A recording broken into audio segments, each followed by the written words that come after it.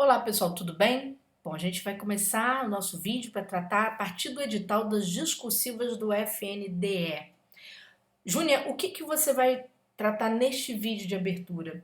Eu vou falar sobre um pouco sobre a estrutura das discursivas do Sebrasp, o que você pode esperar, né, na aplicação exatamente para o FNDE, falando da realidade do Sebrasp mais recente. Vamos falar sobre temas possíveis, sim. Por quê? Porque o FNDE, gente, pelo fato de ser uma autarquia, tem competências bem fechadinhas, então a chance de acertar tema é muito grande, tá? Mas com que propriedade você fala isso, professora?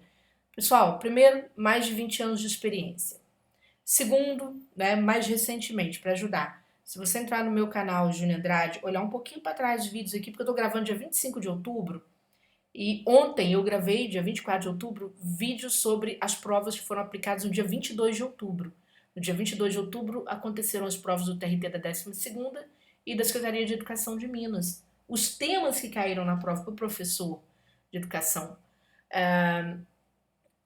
de educação básica e para, não é, o TRT da 12ª foram temas que estavam no curso, então a gente acertou estes temas. E olha que aqueles concursos são mais abertos, não é? São bem mais abertos. O de vocês é uma coisa mais fechada, então existem áreas que são muito correlacionadas, há muita coerência, muito assunto afim, né? Não é muito assunto afim, há um número menor de assuntos afins aqui do concurso do FNDE e que são bem atuais e que naturalmente são objeto de prova discursiva, tá, povo?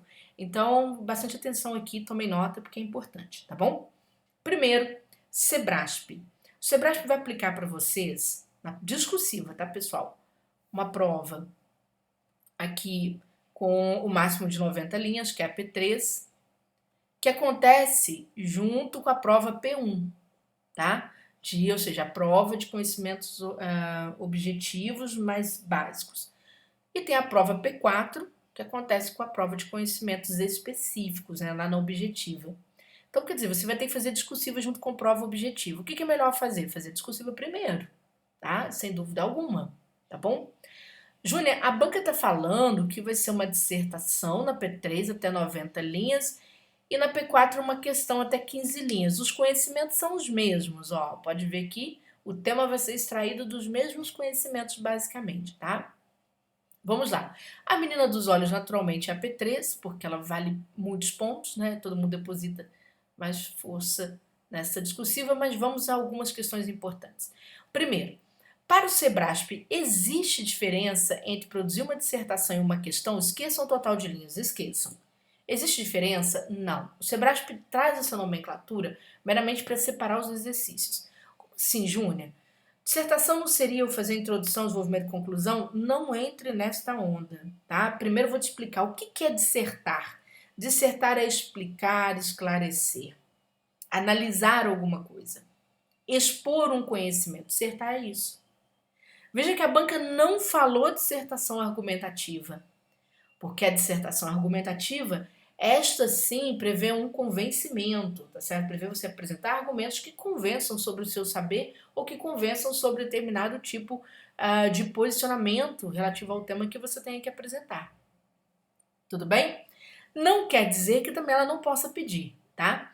Então, essa é a primeira questão.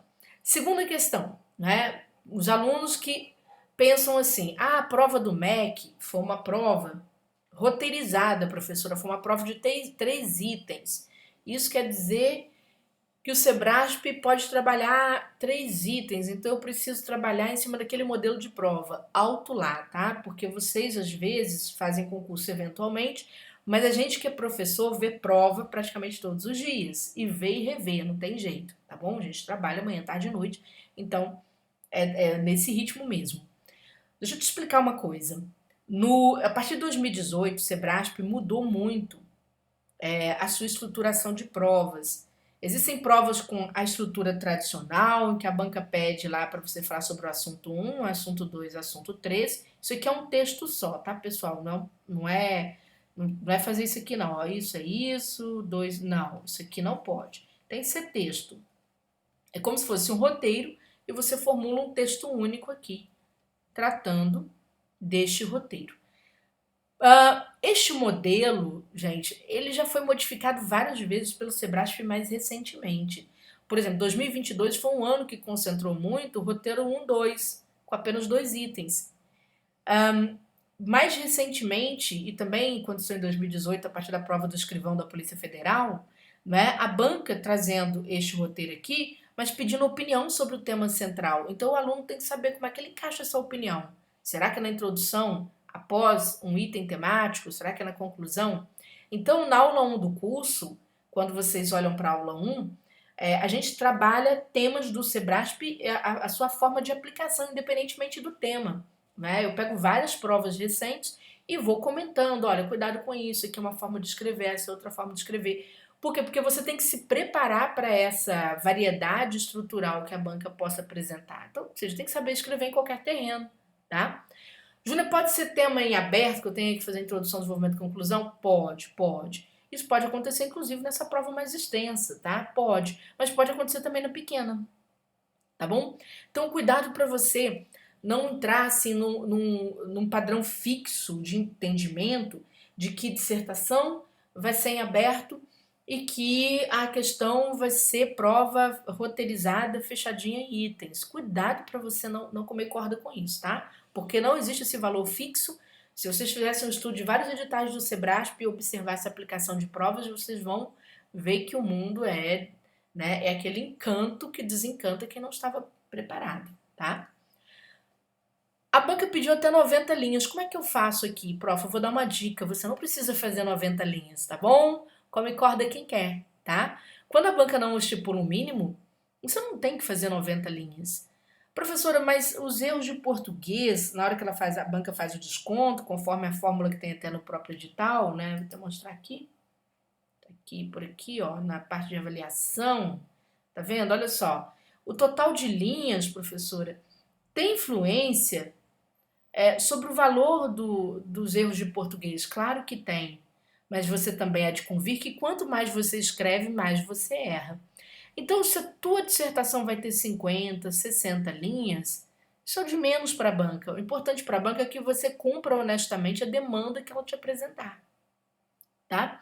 Então, é basicamente isso, que você cumpra honestamente a demanda que ela vai te apresentar. Então, ela vai te trazer uma demanda, né, que você, dentro dos seus conhecimentos, você vai apresentar o cumprimento.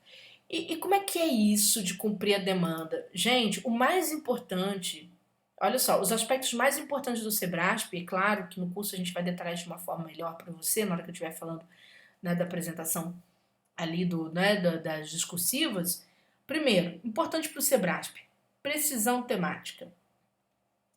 As palavras que a banca usa você tem que aproveitar.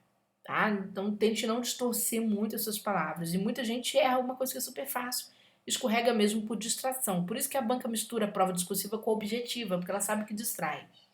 Outra, ir direto ao assunto. É ter objetividade. Isso é importantíssimo. Ir direto ao assunto. Tá? Não fique ali. Ah, isso quer dizer que eu não devo fazer introdução? Ó, por exemplo, na P4 eu nem perderia meu tempo, não tem espaço. Tá? Ah, na P3, poder posso, não tem valor nenhum. Fazer a introdução aqui, poder posso, tá? Por quê? Porque a banca, ela vai valorar, ela vai falar para você o quanto vale cada um dos itens. Se ela der um tema único, ela vai te falar o valor daquele tema único, tá certo? Então, é diferente. Se você quiser fazer, tudo bem. E da parte da argumentação? Aí, vamos lá. Né? O que é importante aqui, gente? Períodos curtos, tá? Períodos curtos, não é uma banca que valoriza a extensão de períodos. Se você fizer períodos extensos, lascou, não vai valer a pena. Trabalhe também com muitos exemplos. Todo o padrão de resposta mais recente do Sebrasp, a banca cobra exemplo para tudo que você explicar. Não colocou exemplo, tá? Não vale a pena. Já vai perder ponto ali, algum tipo de ponto, você vai ficar com 2/3 do valor, tá? Daquele item temático, tá bom? Então, muito cuidado, certo? Outra questão, a banca falou sobre uma série de áreas de conhecimento, professora. Como é que o que eu posso esperar deste tema, então? Então, vem aqui para a gente bater algumas questões que são importantes. Primeiro, conhecer muito bem o órgão para qual você vai prestar concurso, certo? Por quê? Porque aqui em direito administrativo, né, que pode cair na questão menor, principalmente, tá, gente? Você vai ver, por exemplo, olha só, nós estamos aqui mérito do ato, né? Mérito do ato administrativo. que bem ou mal, né, tem a ver também com o controle do mérito do ato administrativo. Então você vai ver que o FNDE, por ser exatamente um órgão de financiamento, né, por ser uma autarquia de financiamento, existem ali decisões que são tanto discricionárias, elas são decisões que vão visar uma oportunidade, né, para o poder público. Então você tem que conhecer muito bem esse assunto, tá certo? Por conta dos pedidos que podem recair sobre este assunto. Outra coisa importante, não é? Entender essa parte de centralização, descentralização, administração direta e indireta, autarquias, fundações, né, etc. Por quê? Porque você está fazendo um concurso exatamente para uma autarquia, então isso é importante que você entenda. Outra coisa, como é um órgão de financiamento, entidades paraestatais, né, costumam também ser financiadas, então você tem que entender também o funcionamento dessas entidades paraestatais. E por fim, no direito administrativo, ainda destacaria a parte de licitações e contratos, tá, gente? Tá certo? Tudo ali que tem a ver com licitações e contratos, principalmente a lei nova, principalmente a parte de controle, certo? Na parte de controle. Por quê? Porque é importante, né?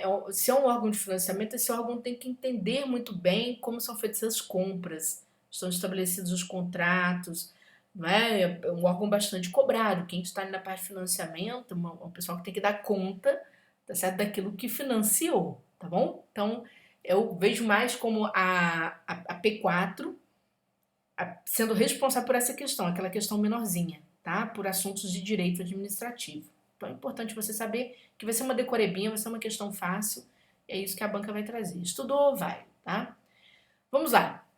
Direito constitucional. Para mim, a banca vai pegar o constitucional lá na dissertação mais extensa e vai misturar com alguma coisa de legislação educacional ou de administração pública. Eu vejo a banca fazendo exatamente esse processo, tá bom? Por quê? Gente, a banca pode trabalhar na parte dos direitos prestacionais. Sim, porque está falando de educação, né? Então você tem aqui, ó, a parte dos direitos coletivos, né? Ela pode bater bastante aqui em cima, tá? Mas isso aqui vai servir para quê? Para você fundamentar aspectos que a banca pode pedir de uma forma mais ampla, tá certo? Na parte de legislação educacional. A banca pode cobrar também, né, questões relacionadas a finanças públicas, sim. Um aspecto ou outro, que aliás pode vir até na P4, aqui honestamente falando. Principalmente a que tem a ver com a lei de responsabilidade fiscal, por conta da responsabilidade pelo financiamento. Tá? Então você tem que saber aqui esta parte. Tudo bem? Perfeito? Vamos mais, né? A Júlia, você acha que ela pode cobrar alguma coisa sobre repartição de receitas tributárias? De certo modo, sim, por conta, né, dos limites de financiamento, os limites aí de gastos com educação, etc. Tá bom? Mas isso eu acho que vai ficar mais a cargo, honestamente falando, da legislação educacional, tá, gente? Aqui, claro, a banca pode cobrar vários assuntos podem ser objeto, mentira, vários assuntos podem ser objeto, melhor dizendo, da discursiva. Mas quando você pega os programas educacionais, né? Vou pegar um pouquinho antes, tá, gente? Olha só. Quando aqui você entra na parte de financiamento, tá certo? A parte de recursos para a educação, melhor dizendo aqui, a parte de financiamento da educação, os limites constitucionais, né? O fundo de manutenção da educação básica, quer dizer, o Fundeb, toda a distribuição de recursos, essa parte vocês têm que saber mesmo, não tem jeito, tá? A parte de controle social, principalmente, tá certo? E tal, vocês têm que saber. Mas a parte dos programas educacionais vocês têm que conhecer muito. E para mim, gente, a menina da redação vai ser exatamente a alimentação escolar, tá? A menina da dissertação, para mim, vai ser alimentação escolar. Por quê, Júnia? Várias questões envolvidas. Primeiro, porque nós estamos num momento do concurso acontecendo no pós-Covid. Né? A gente já sabe o que foi a alimentação escolar na fase da Covid. Segundo, porque é uma discussão, né, importantíssima no mundo. A gente tem uma discussão que vai acontecer em Paris em breve sobre este assunto. Depois, você tem, né, toda uma preocupação, a própria reforma tributária se volta para a desoneração da cesta básica e vai se voltar para uma compreensão da alimentação em âmbito regional. Então, isso também tem a ver com a escola, certo? Terceiro, porque é transdisciplinar, assim, transministerial o problema. Então envolve, por exemplo, o MAPA, que é o Ministério da Agricultura e Pecuária, de certo modo.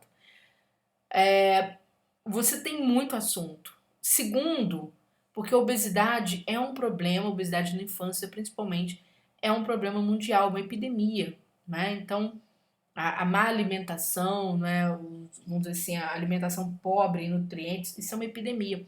E bem ou mal, o FNDE é um financiador, né, da alimentação escolar. Segundo que eu vejo, gente, é a questão do livro didático, tá? É o Programa Nacional do Livro e Material Didático. Você tem que conhecer, principalmente pensando no mundo digital, isso pode ser questão também. E aí a banca vai puxar aspectos da LDBE, claro que vai puxar, tá certo? Lei de Direitos e Bases da Educação, aspectos constitucionais da educação. Por quê? Porque houve uma discussão no estado de São Paulo, principalmente, quando se tentou banir o livro didático, né, e transformar tudo em apostila digital. Aquilo foi um escândalo, né? Foi um escândalo. Então você precisa entender a importância do livro didático para o aluno, para o professor, né? Como o livro didático se insere, né, dentro da realidade do século XXI, que é uma realidade virtual. Então, isso tudo tem um peso muito grande, tá? Então, legislação educacional, eu vejo a questão da alimentação como motivo de redação para concurso e vejo também a questão do livro didático. E aí, quando você chega em administração pública, ora, gente, se você trabalha para um órgão de financiamento, você precisa entender o que é controle social e cidadania, bem ou mal, você tem aqui, né? Você tem que entender as questões ligadas à transparência, à responsabilização que é a accountability, tá certo? Você precisa entender diferenças de gestão, governança e gestão, governança e controle. Tem que bater em cima disso e você precisa entender a avaliação. Por quê? Porque se você não entender a avaliação, uma vez que você financia políticas públicas, aí você não está preparado para ingressar nesta autarquia, tá bom? Então é isso. Espero que vocês tenham feito alguns esclarecimentos. Se quiser estudar conosco, embaixo do link você encontra, né, todas as informações. E se já está estudando conosco, vamos seguir para a aula 1, que é a aula que vai falar sobre a avaliação recente do Sebrasp, e depois a gente entra com os temas que são próprios da área de vocês, tá bom?